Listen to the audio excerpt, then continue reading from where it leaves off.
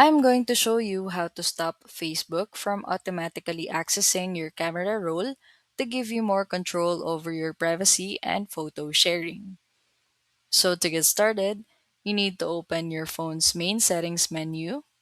Then, you need to navigate to the app section and select App Management.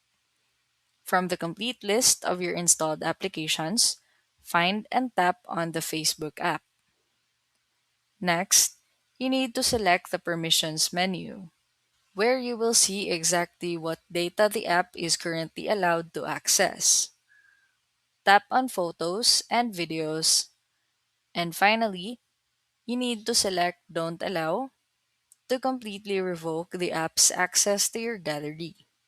By taking this step, you ensure that the app can no longer scan your local files for cloud processing or background syncing without your explicit one time consent. If you ever need to upload a photo in the future, Facebook will simply prompt you to provide permission at the specific moment, allowing you to selectively grant access only to the images you choose to share.